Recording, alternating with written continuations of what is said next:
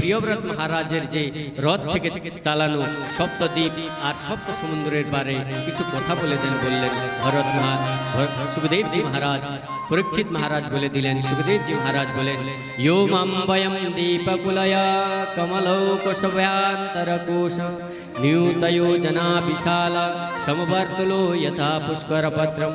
এই জগৎটা কমল পুষ্প আছে না, পদ্ম ফুল, সেই পদ্ম ফুলের মতন পত্র পত্র আছে, এর কিন্তু কোনো অন্ত এত সহজে ব্যাখ্যা করতে পারবা না, এত সহজে ব্যাখ্যা করতে আমি পারবা না। তাও দেখো এখানে সপ্তদ্বীপ, জম্বু, প্লক্ষা, শালমালি, কুশ, ক্রঞ্চা, শাখা, এই 7 দ্বীপ আছে, 7 সপ্ত সমুদ্র, 7 দ্বীপ।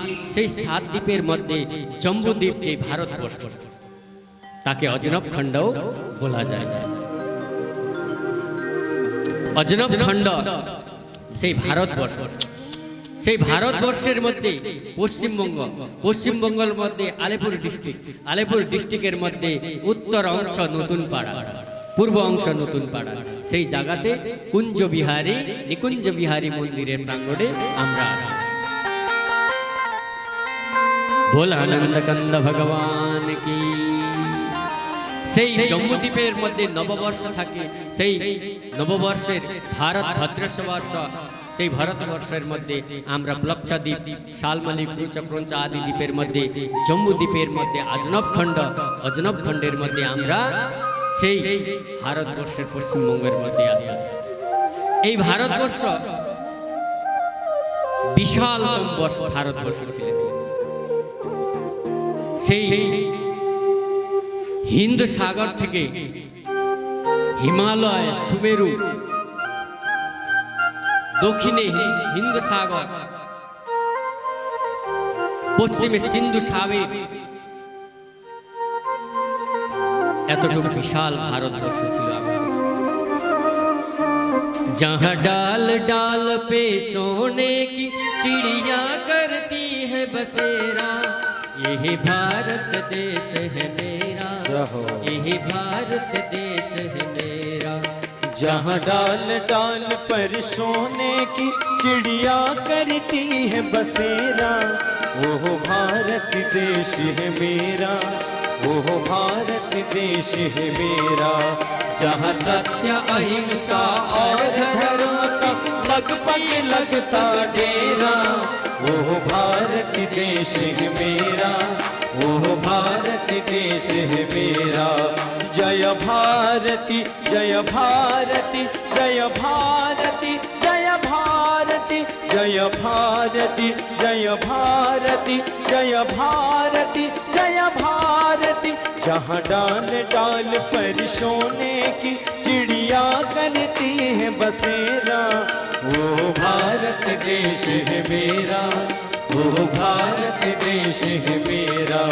जहाँ सत्य अहिंसा और धर्म का पग पग लगता डेरा, वो भारत देश है मेरा, वो भारत देश है मेरा, वो भारत देश है मेरा, वो भारत देश है मेरा।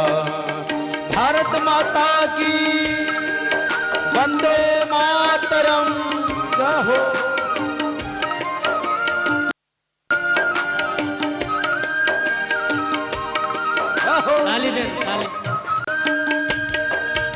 जोल भारत माता की।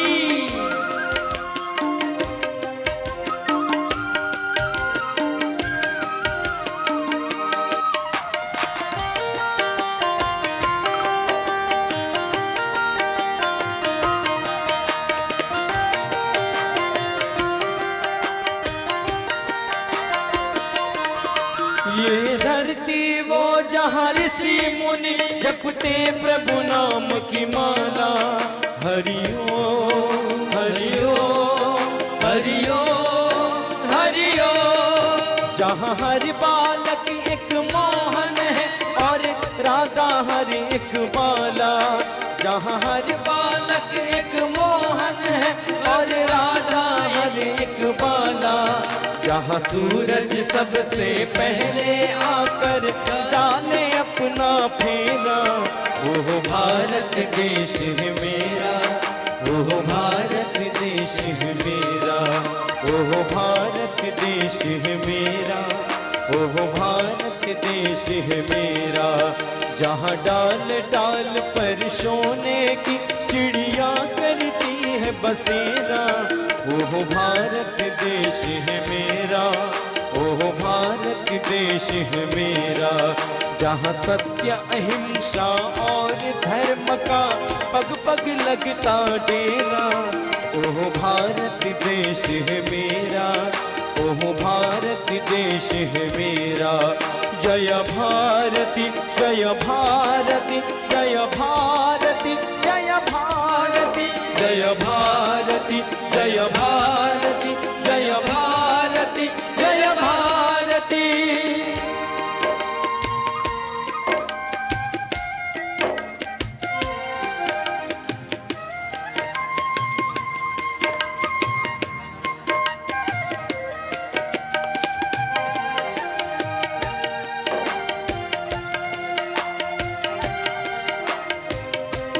भारत माता की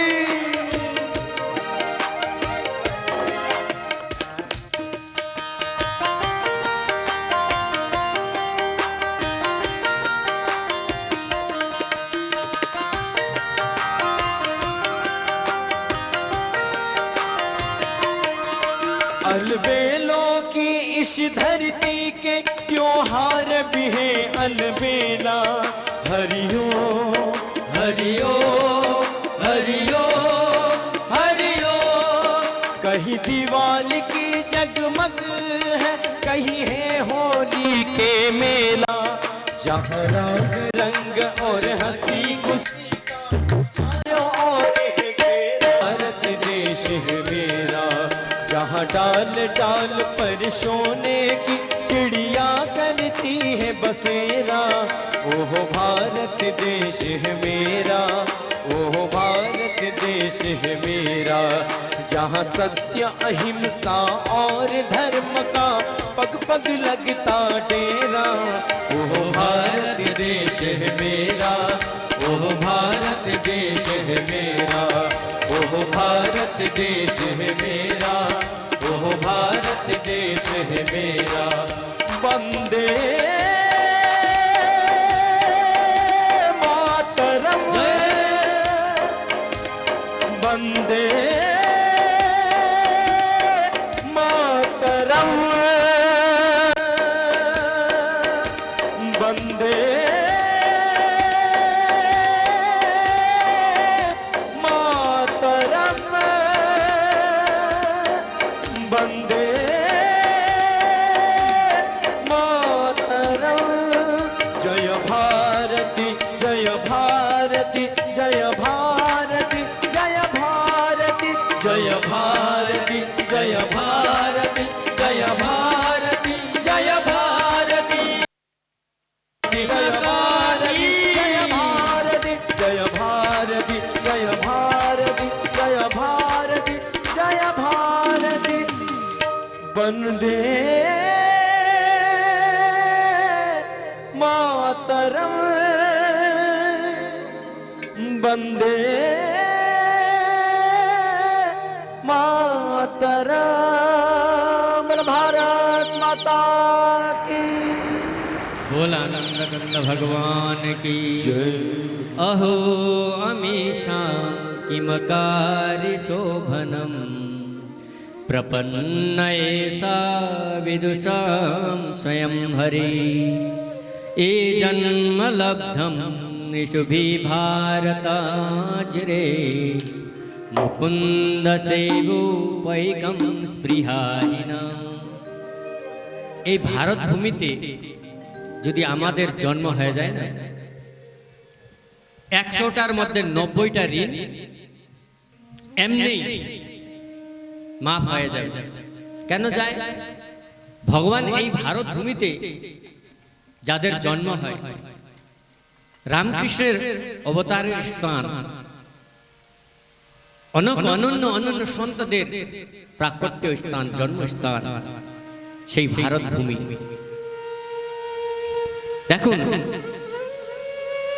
আমেরিকায় এইভাবে প্যান্ডেল করে ব্রিটেনে এইভাবে প্যান্ডেল করে এত বড় সাউন্ড সেট বাজায় এইভাবে সৎসঙ্গ করতে পাই না, আমরা পাবো না। আমি শুনছিলাম একদিন আমেরিকা থেকে একজন এসেছিলেন, উনি কিন্তু 3 দিনের অনুষ্ঠান করেছিলেন। উনি বলতেন, হ্যাঁ পাই, কিন্তু হলের ভিতরে, বাইরে কিন্তু পাই না। এই ভারত ভূমি এমন ভূমি, যে কোনো ধর্ম, যে কোনো পরিবেশ সম্পূর্ণকে নিয়ে এই ভারত দেশ চলতেছে।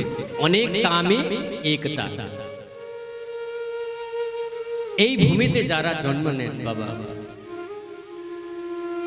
কেউ বলে আমি এই ধর্ম করি, কেউ বলে আমার এই ধর্ম, কেউ বলে আমি হিন্দু, কেউ বলে আমি মুসলিম, কেউ বলে কি। এই ভারত ভূমি কিন্তু সবাইকে জায়গা দিয়েছে। আমাদের কর্তব্য আছে সেই ভূমিটাকে রক্ষা করার জন্য, সেই ভূমিটাকে স্নেহ করার জন্য। এখানে যদি জন্ম হয়ে যায় আমাদের,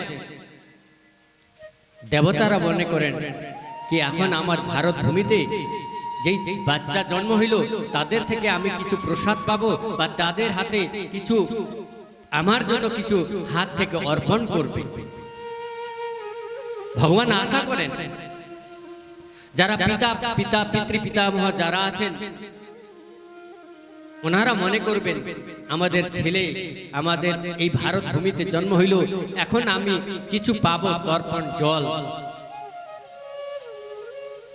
আমেরিকায় যারা জন্ম নিয়ে ভারতে শান্তি খুঁজতে আসে, আমরা কিন্তু ভারত ভূমিতে বসেও কোনোদিন হরিদ্বার, বৃন্দাবন, মথুরা, কাশী গিয়ে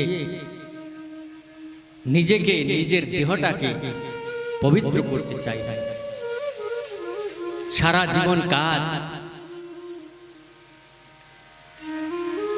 এমন আছে, এখানে লেখা আছে, নয়ত্র বৈকুণ্ঠ কথা সুধাপগা ন সাধবো ভাগবতাস্তদাশ্রয়া। এখানে লেখাই আছে, দেখুন, নয়ত্র বৈকুণ্ঠ কথা সুধাপগা ন সাধবো ভাগবতাস্তদাশ্রয়া। নয়ত্র যজ্ঞেশ মখামহোৎসবা সুরেশ লোকোপি ন বৈশ সেব্যতঃ।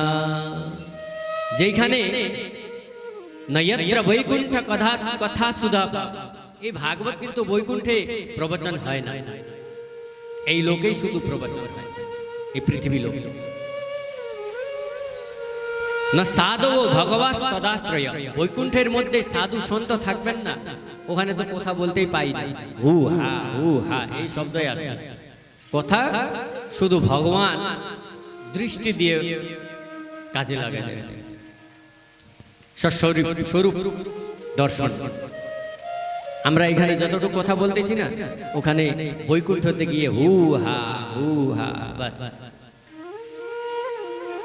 কথা থাকবে। দেহই না থাকলে কথা কোথায় থেকে বাইর হয়ে যাবে। তো এই জন্য যেখানে সাধু সন্ত নেই, যেখানে যজ্ঞ উৎসব মহোৎসব হয় না, সেই যেহেতু বৈকুণ্ঠও যদি থেকে যায়, সেখানেও বসো না। আজকে মনে করুন আপনারা ধন্য হইলেন না আমরা ধন্য হইলাম? নতুন পাড়া প্রতিবাসী ধন্য হইলেন এই ভাগবতের মাধ্যমে, না এই প্রবচন করা লোক ধন্য হইল? আপনারা ধন্য হইলেন। আমাদের তো বাড়িতে নিত্য প্রবচন হবে, আমাদের বাচ্চারা আমরা কেউ যদি না পাই ভগবানকে শুনে দেই, এক অধ্যায় পাঠ করে চেষ্টা করি। এই যে যজ্ঞ হইতেছে, এই অনুষ্ঠানে কোনো জায়গা পাবেন না এত সহজে যে যজ্ঞতে আমি কিছু হোম করি। 200 টাকা নিয়ে আপনারা বাজারে যদি ঢুকেন, চা পানিতে নষ্ট করে দেন, পান 20 টাকার খেয়ে দেন, সিগারেট 10 টাকার উড়ে দেন, খৈনি 10 টাকার খেয়ে দেন, কিন্তু এখানে 200 টাকা খরচা করতে আপনাদের দুবিধা হইতেছে। তো হনুমানের ঝান্ডা নিয়ে যাইতেছেন। এই হনুমানের ঝান্ডা কিন্তু আমেরিকায় আমি ঝান্ডা খাড়া করব এটা পাবেন না। এই ভারত ভূমিতে, এই ভারত দেশের মধ্যে পাবেন। भूत पिशाच निकट नहीं आवे, महावीर जब नाम सुनावे, नाशे रोग हरे सब पीरा, जपत निरंतर हनुमत बलबीरा। অনেক কিছু ওই ঝান্ডা এখান থেকে শোধন করে যদি নিয়ে যান বাড়িতে লাগান, ওই খোলই ওই চক ওই যে ঘূর্ণি আছে না, আপনারা ঘূর্ণি লাগান, ওইটা কি আপনারা যারা লাগান এইটাকে অনুসন্ধান করে আপনারা এখনো বুঝেন নাই ওই জিনিসটা কি, কেন ঘুরে, ঘূর্ণিটা কেন আমরা বা আমাদের পূর্বপুরুষ ওখানে লাগাই গেলেন। সঠিক কাজ কিন্তু সঠিক করছে। ওই ঘূর্ণিটাই হলে চক্র, ওই ঘূর্ণিটা ঘুরে না, ওই চক্র রূপে ঘুরে, ওনাকে চক্র রূপে মান্য আছে। সে হনুমানের প্রতিবিম্বটা যদি ওখানে নিয়ে আমরা উত্তরণ করে দেই, তা আপনাদের উপর থেকে যে ভূত প্রেতের যে বায়ু প্রবাহ হয়, সেই বায়ু কিন্তু দূরে চলে যাবে। শুধু এখানে বলা আছে আমাদের ওই টাকাগুলো আমরা নিয়ে যাব না, ওই মন্দিরের জন্য কিছু টাকা অংশ বাঁচে গেলে আমরা এই মন্দিরকেই একটা ইট হইলেও এখানে আমরা লাগাবো। ওই কাজ কিন্তু এই মন্দিরের জন্য করা হইতেছে। এই হোমটা করা 1 লাখ আহুতি ওখানে যদি হয়ে যায়, ভূমি শুদ্ধ হয়ে যাবে, ভূমির কিন্তু পবিত্রতা হয়ে যাবে, ভূমি কিন্তু মনে করবেন এই ভূমি কিন্তু সিদ্ধি লাভ করবে। হয়তো আপনারা মনে করবেন এত টাকা খরচা করে আমরা কেন ভাগবত করলাম। একটা মন্ত্রের আপনারা দক্ষিণা দিতে পারবেন না। একটা সচ্চিদানন্দ রূপায় বিশ্বৎপত্যাদি হেতবে তাপত্রয় বিনাশায় শ্রীকৃষ্ণায় বয়ম নমঃ, এই মন্ত্র যদি দক্ষিণা দিতে পারেন তো আমি কোনোদিন ভাগবত পাঠ করব না। এই মন্ত্রের পর্যন্ত আপনারা দক্ষিণা দিতে পারবেন না। আমাদের শাস্ত্রের মধ্যে লেখা আছে কোনোদিন মন্ত্রের দক্ষিণা হয় না। আমরা কোথায় থেকে এসে মন্দিরটাকে উঠে দেই, সেই মন্দিরটাকে প্রাণ প্রতিষ্ঠা করে দেই, এত মিউজিক সবাইকে নিয়ে আমরা অনুষ্ঠান করতেছি মন্দিরের জন্য। সবাই কিন্তু হাত বাড়ান, সবারই কিন্তু দরকার। একাই কিন্তু কেউ মন্দির তৈরি করতে পারবে না। হাজার হাজার টাকা, এক টাকা জমা হয়ে সেই কিন্তু সামাজিক মন্দির, যে সার্বজনিক মন্দির তৈরি হবে, সেই মন্দিরের মধ্যে যে ঠাকুর বসবেন, সেই ঠাকুরটা প্রাণ প্রতিষ্ঠা করে হবন যজ্ঞ আদি অনুষ্ঠান করেই তাকে প্রাণ প্রতিষ্ঠা যদি করে দেয়, তার শক্তি কিন্তু আলাদা থাকবে। সেই জন্য ওই অনুষ্ঠান করাইতেছে। আসুন, পরীক্ষিত মহারাজ, সুখদেবজি মহারাজ বলেন এই সূর্যের গতি, নবগ্রহের পরিচালনা, এগুলা সম্পূর্ণ বলে আগে গিয়ে নরকের বর্ণন করেন। এই পৃথিবীর মধ্যেও দক্ষিণ নৈಋত্য কোণের মধ্যে একটা জায়গা আছে, সেই জায়গার কিন্তু যারা অকর্ম তাকে নিরাকেল করে দিয়ে, তাকে না দেখে যদি আমরা বেদের সিদ্ধান্ত বিপরীতে আমরা যদি চলি, সেই পথ কিন্তু অপগতিতে নিয়ে যাবে। যারা কর্ম করেন সেই কর্ম কি রকম থাকবে, বেদের সিদ্ধান্ত করবে, সেটা হলো কর্ম। বেদের বিপরীত কর্ম করবে, সেটা হলো অকর্ম। যারা অকর্ম, পাপ, দুরাচারী, কুকর্ম করেছিলেন, এই জন্মে এসে, মানুষ জন্মে যদি ভগবানের কাছে ক্ষমা চাইলেন না, বা ভগবানের কাছে শরণাপন্ন হইলেন না, বা ভগবানের কাছে গিয়ে নিজের আত্মাকে, এই দেহটাকে সমর্পণ করলেন না, তখন কিন্তু আপনাদেরকে এই নরকের ভুক্তভোগী হইতে হবে। ত্রিগুণাত্মা কর্তৃত্বম শ্রদ্ধায়া कर्मगतया पृथक विधा सर्व एव सर्वस्य तारतम्येन भवन्ति जः। নিজের কর্মের কারণে এই নরকে যাইতে হবে। প্রথম নরক হইল 28টা নরক আছে জগতের মধ্যে, অনেক নরক আছে, কিন্তু তারা কর্মর অনুপাতে 28টা নরক পাওয়া যাবে। সেই প্রথম নরক হইল তামিশ্র নরক। সেই প্রথম নরক হইলেন তামিশ্র নরক। সেই নরকে কাকে যাইতে হবে? পরায়া ধন और পরাই স্ত্রীকে চুরানে वाला, যে পরস্ত্রী গমন, পরস্ত্রীকে কুদৃষ্টি ভাবে যারা দেখেন, যাকে ভোগ করেন, সেই কিন্তু তামিশ্র নরকের মধ্যে নিয়ে যাইতে হবে। দ্বিতীয় নম্বর নরকের নাম হইল অন্ধ তামিশ্র। যারা পরস্ত্রী ধর্ম নষ্ট করেন, সেই কিন্তু এই নরকে যাইতে হবে। এইভাবে রৌরব নামের নরক, যারা ঘমণ্ডী আছে, যারা আমি আমার ছাড়া কেউ নেই, আমি সবাই মনোভাব নিয়ে বসে, সারা কিন্তু এই রৌরব নামের নরকে যাইতে হবে। আর একটা আছে 4 নম্বর নরক হইল মহারৌরব।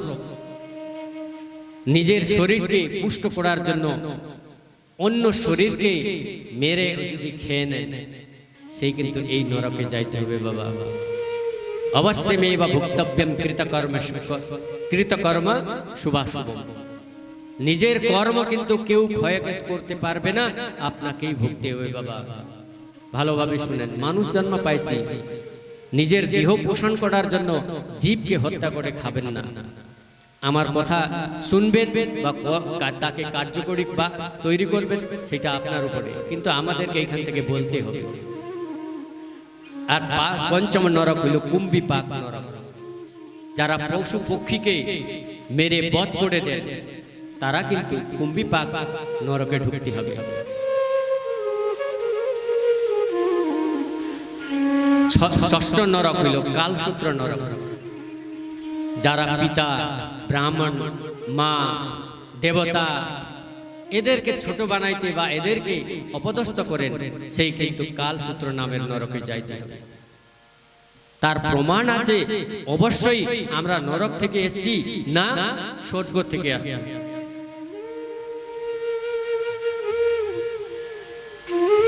7ম নরকের নাম হইল অশিপত্র নরক। অশিপত্র, যে উল্টা পাতার মধ্যে ধার থাকে, যখন পড়বে দেহের মধ্যে গেলে ছেদন করে চলে যাবে। যারা বাচ্চা তৈরি করলেন, নিজের ছেলে যদি কুপথগামী হয়ে যায় আর বাবা মাকে কষ্ট দেয়, তাহলে ওই অশিপত্র মানে কত ব্যথা হয় মনের মধ্যে, হ্যাঁ হয় না? হয় কি না মা? সেই জন্য সৎসঙ্গ করতে হবে বাবা। এগুলা অনেক নরক আছে, যারা আমরা স্বর্গস্থিতা নামে জীবলোকে চত্বরিতে সমৃদ্ধে বসন্তি দানম প্রশস্তম মধুরা চ বাণী দেবার্চনম ব্রহ্মাণ্ড তর্পণম। যারা স্বর্গ থেকে আসছে কি কি করবে? মনে কিছু নেন না, কিন্তু আমি বলে দিব, দিতে হবে আবার। যারা স্বর্গ থেকে আসছে তারা কি মনে করবে? স্বর্গস্থিতা নাম ইহ জীবলোকে চত্বরি তেষম হৃদয়ে বসন্তি। যারা স্বর্গ থেকে আসছে না, 4টা জিনিস হৃদয়ের মধ্যে সব সময় রাখে। কি কি? দানম প্রশাস্তম মধুর বাণী দেবার্চন। বুঝছেন তো? যারা দান করতে ইচ্ছুক থাকে, একজন দান করে, এত টাকা দান করলা কিভাবে? তুমি বাড়ি বানাইতে, কিন্তু ও কিন্তু অন্য জায়গা থেকে আসছে, তুমি কিন্তু অন্য জায়গা থেকে আসছো বাবা। ও কিন্তু অন্য জায়গা থেকে আসছে, ও স্বর্গ থেকে আসছে, ওকে দান করতে ইচ্ছা করে মন থেকে, কিন্তু তুমি অন্য জায়গা থেকে আসছো। প্রথমে দান করব প্রশস্ত মধুরম বাণী, সুন্দর মধুর বাণী, মিষ্টি কথা। 2 রকম লোক থাকে মিষ্টি কথা বলা। একটাই কিন্তু নিয়ে যাবে অন্য জায়গায়, একটাই কিন্তু নিয়ে যাবে অন্য জায়গায়। আর দ্বিতীয় মধুর বাণী, সব সময় ভগবানের উপাসক থাকে, ভগবানকে মেনে চলে, বেদের যে সিদ্ধান্ত তাকে মেনে চলে, সেই কিন্তু স্বর্গ থেকে আসে। আর নরক থেকে আসলে তারা পুণ্যবৃত্তি লোভী থাকে। প্রথমে যে নরক থেকে আশাগামী লোক লোভী থাকে এক। দ্বিতীয়, সুজনে নিন্দা, যারা সাধু সন্ত ভগবানের উপাসক তাদের নিন্দা করে।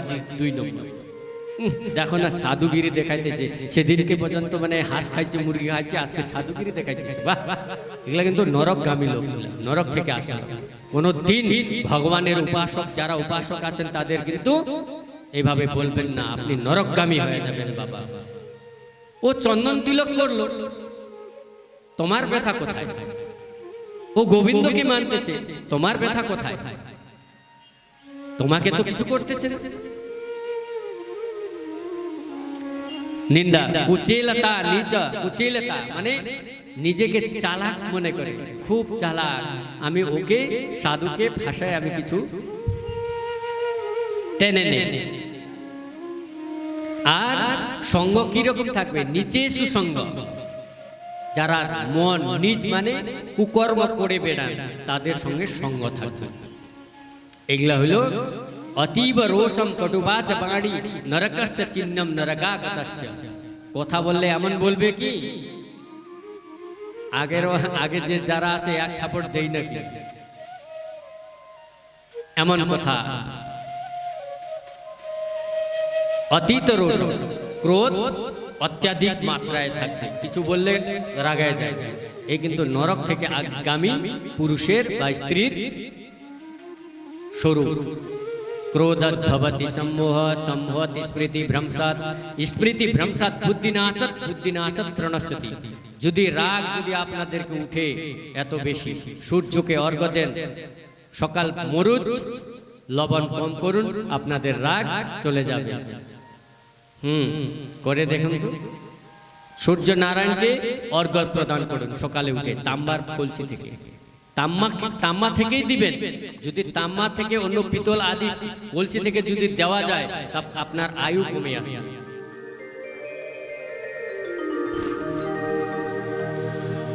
এইভাবে নরক আর স্বর্গের গামীর পুরুষের কথা শ্রবণ করে দিলেন।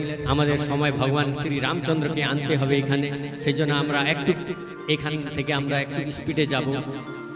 কথা তো অনেক আছে, বলতে পারবো না। যখন পরীক্ষিত মহারাজ মনে করলেন বাবা এত নরকের ব্যথা, যে এই নরক নাগামী হইতে কি করতে হবে? অদুনেহ মহাভাগ তথৈব নরকান্নর নানোগ্রয়াতনান্যেয়াৎ তন্মে ব্যাখ্যাতুম মহর্ষি। হে ব্রাহ্মণ, হে সুখদেবজি মহারাজ, এই নরক না যাওয়ার জন্য কোনো উপায় আছে? সুখদেবজি পরীক্ষিত মহারাজ সুখদেবজিকে প্রশ্ন করলেন।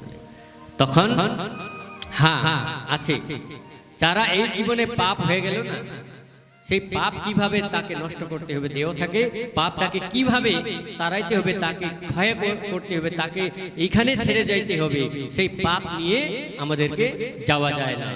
দেহ মানে দেহটা বিসর্জন আগে আগে সেই পাপগুলাকে নির্মূল করতে হবে। এইখানে কি মাধ্যমে? তপসা ব্রহ্মচর্যেণ শমেন চ দমেন চ ত্যাগেন সত্য শোচাভ্যম যমেন নিয়মেন চ। পাপ ক্ষয় করার জন্য সিদ্ধান্ত কি কি? তপসা ব্রহ্মচর্যেণ, তপ করতে হবে, ব্রত ধারণ করতে হবে। একাদশীর ব্রত কারা ধারণ করেন দেখি তো, হাত উঠান তো দেখি। বাকিরা ছোট ছোট মেয়ে ভাই বোনরা একাদশীর উপাসনা কারা কারা করেন? আমার ওই ছোট বোনকে খাড়া হতো বাবা, খাড়াও। এই যে আমার রঞ্জিত প্রভুর মেয়ে, ওর জন্য একবার জোরদার তালি দাও। এই বাকি মেয়েগুলাও এখন নিবে একাদশীর ব্রত। কেন বলেন? খেয়ে খেয়ে দিনটা, বসো বাবা, খেয়ে খেয়ে দিনটা মোটা হয়ে যাইতেছে। যখন মোটা হয়ে যাব তখন কিন্তু ওই মোটাটা কিভাবে কমাইতে হবে তখন কিন্তু টেনশন আসে যাবে। ওই টেনশনের মধ্যে উপরে ফায়ারিং হয়ে গেলে রাম নাম সত্যে যা আনন্দ কান্দ ভগবান। উপরে নিচে ফায়ারিং হলে যাব না, উপরে ফায়ারিং করে দিলে শেষ। বিছনায় ছিল, খুব ভালো ছিল, খুব খাইতো, চলে গেল। বল আনন্দ কান্দ ভগবান কি। একাদশী পালন করুন। কতদিন খাবেন? खाते खाते खाते जन्म जन्म में खा खा के मोटे हो गए, इसमें आके बुद्धि भी मोटे कर गए, भगवान को पहचानते ही नहीं। तो তপস্যা তপ করুন, বাড়িতে বসে বসে একাদশীর উপাসনা করুন, ওইটা তপ। যদি আমার কথা দিয়ে আপনারা যদি শুধরে চলে যান, কিন্তু আমি লাভবান হব বাবা। আমাদেরকে আশীর্বাদ ভগবান করবেন। আপনার আমার কথা যদি আমি আপনাদেরকে কথা বলতে বলতে যদি এখানে আমার প্রাণ বিসর্জন হয়ে যায়, তার থেকে বেশি আমার কোনো উপায় উন্নতি কোনো নেই। আমি জনম জনম থেকে ভগবানের কাছে একাদশী পালন করব।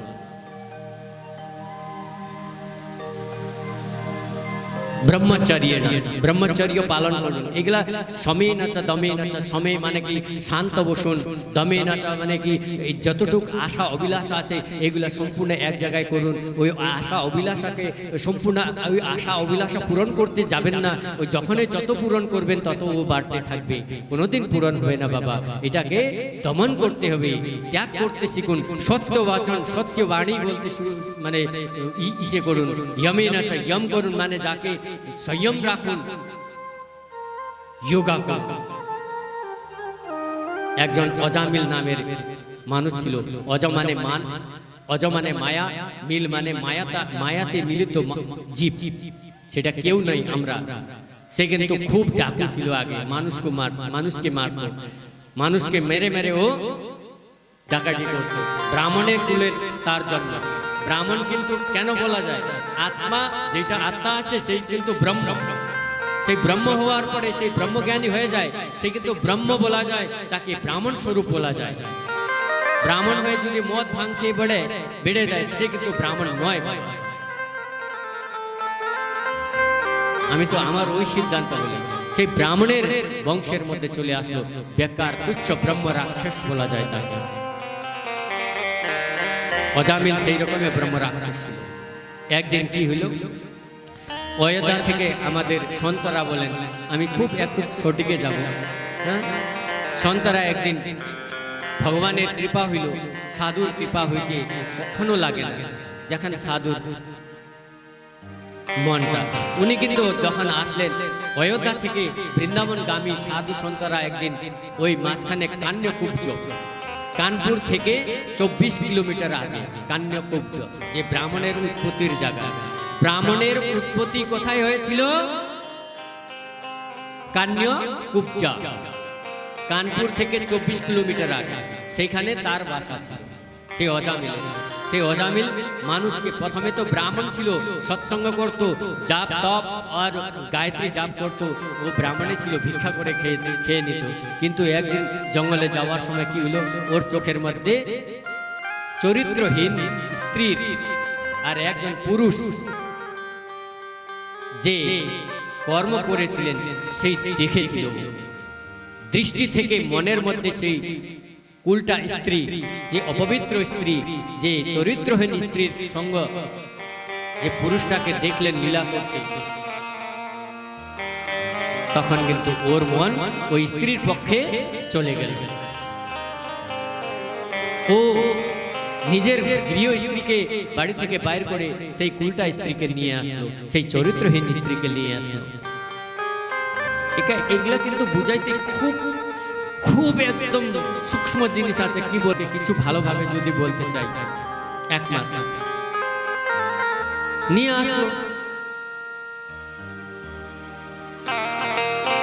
আসলো, আসার পরে নিজের স্ত্রীকে তাড়ে দিল। এখন বৈভবশালী স্ত্রীকে নিয়ে আসলো, যে স্বয়ংশালী স্ত্রীকে বাইরে থেকে তাড়ে দেওয়ার পরে উনি যেই বৈভবশালী স্ত্রী যখন দেখলো কি ছোট মোটো প্রসাদ দিয়ে ওকে হইতেছে না, বড় বড় জিনিস লাগবে, শখ আছে, লিপস্টিক পাউডার শৃঙ্গারের বস্তুই তো ওর অনেক,